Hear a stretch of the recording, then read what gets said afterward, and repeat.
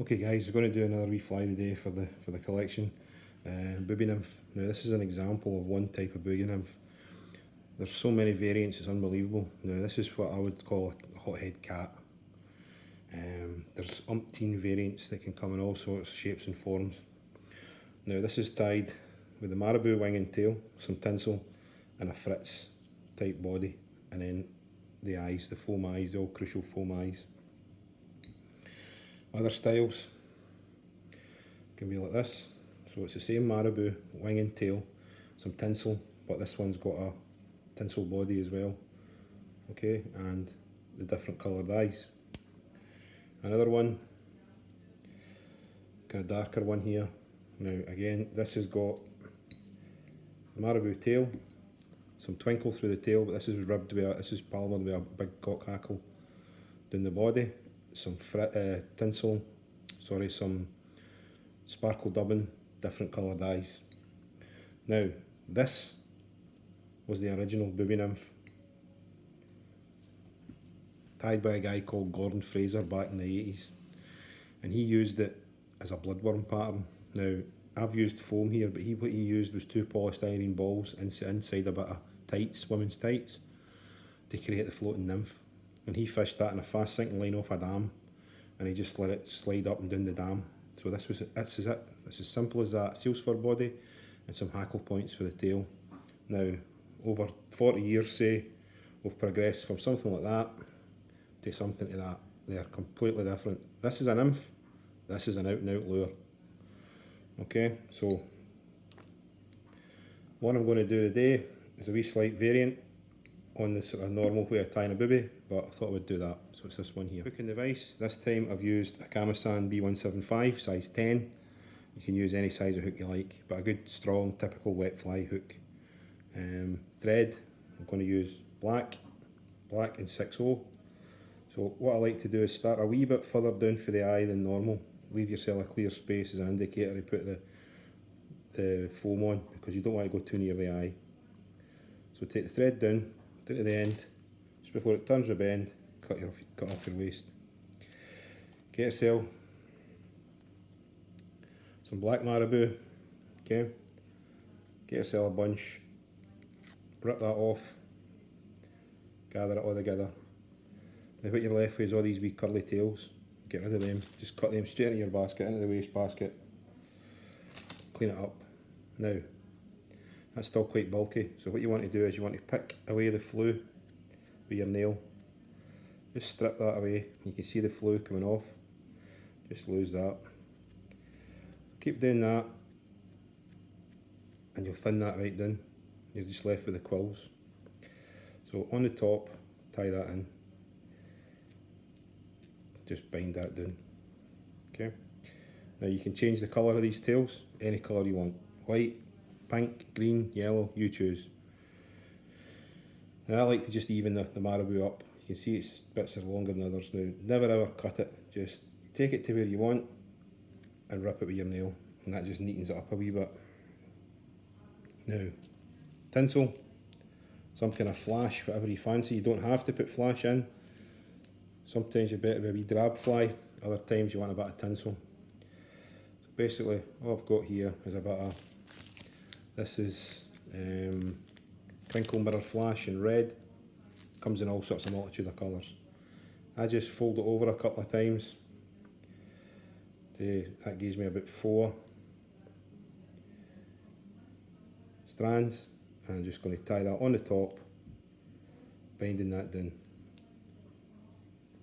And then I just cut the loops if there's any loops formed. Okay.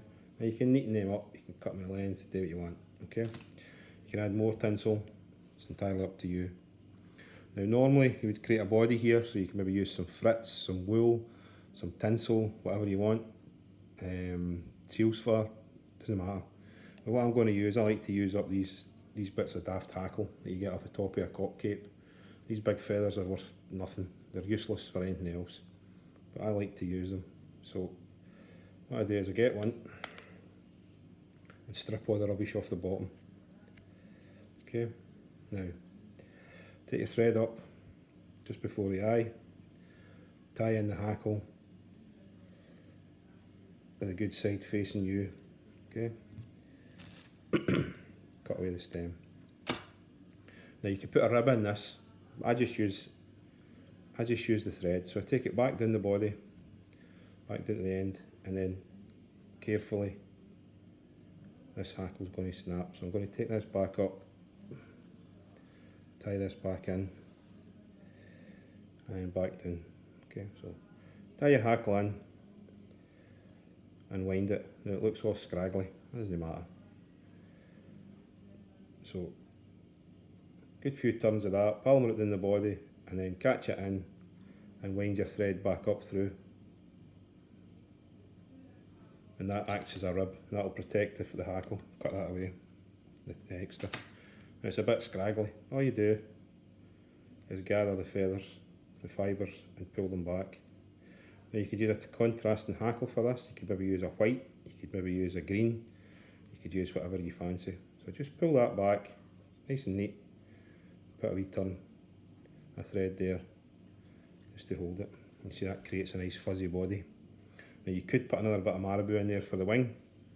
I'm not going to bother. What I'm going to do is just put a bit of foam in. Now I've chosen this pink. Now I've got loads of colours. You can do orange, greens, yellow, whatever you want. And I've got a set of cutters. Bought these cutters. These are pretty good. All come in different sizes. There's 1, 2, 3, 4, 5, 6, 7 sizes. From 2.8 up to 9mm. And I just use a wee cordless drill that I use to cut them. And I cut them for these foam blocks. You can buy any colour you want. Okay? So you get a bit out of there. And what I do is normally half it, and you get two this size out the strip. Now just take your scissors and tidy up the edge. You don't need to do this, it's up to you. Some folk like to round them. Some folk go to a lot of trouble with Dremels, and they buff the ends, and they bake the things, they bake the foam in the oven, they harden it and all this kind of stuff. If that's what you want to do, that's what you do. To me, no bothered. This is a quick, easy fish catching fly. It'll get chewed to bits just the same. Okay, so you can either put the foam on here and figure eight through, but a better way is if you take your foam and bring your thread into the middle, a couple of turns. Now that's a wee bit off centre, so I'm going to come back and just unwind that.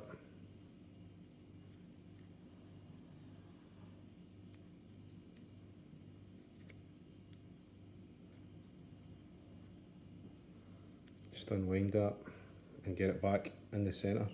Now it probably doesn't matter. There is a school of thought that your eyes should be uneven, so that they go a bit wonky in the water. The booby dances or the mare. I don't know. It's up to you. Now, that's that caught in a few turns. It's locked in place, and then all you do is wind your thread. What I like to do first part is put a wee bed of varnish. Like my new dubbing needle, look at that, that's not a cracker, look at the size of that. So a bit of varnish on the threads,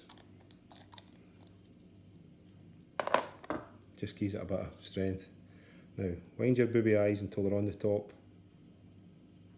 and then what to do is take a few figure eights in between the eyes just to get an extra lash down onto the hook. Okay, so that's that. And take all these fibres out the road. Now, what I'm going to do is put a bit of tinsel, a bit of glitter in here, a bit of flash, and I'm just going to use this, quite like this, just a mixed, it's called Nasty Rusty. Right, you can use any you like, use seal's fur, any you fancy. I just like this colour, so I'm going to dub that onto your thread. It just gives it an extra wee bit of sparkle. So again, with all your dubbins, nice and thin, stretch it out, don't want it too bulky, and then take all your hackle fibres up at the road and wind that a couple of turns behind the eye, and then a couple of turns through the eyes, and then pull all this back and build up a wee head. So quick whip finish. That's one. And then put some varnish on your thread. Do a second whip finish, and that'll never move. So that'll be solid. Okay. All that done. Cut away your thread. There's a simple Booby nymph. Okay. So a lot of the time you can use your typical lure pattern. So you could tie a cat's whisker, you could tie a humongous, you could tie a yellow dancer, maybe put yellow eyes at the front. So you just basically tie a lure and stick 2 foam eyes on it. Now boobies are used for a lot of things. You can use them on the surface and strip them as a wake fly on a floating line.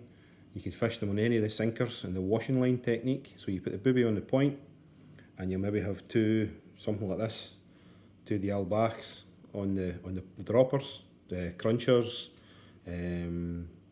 cormorants, whatever, on your droppers, and then that keeps a nice level layer of flies. So you've got bring your flies through level through the water, which is always a good technique for rainbows. So Booby nymph, guys, have a go. Variants are as many and as random as you want. You just make it up as you go along. Find something that works for you, on you go. Okay, hope you enjoyed that.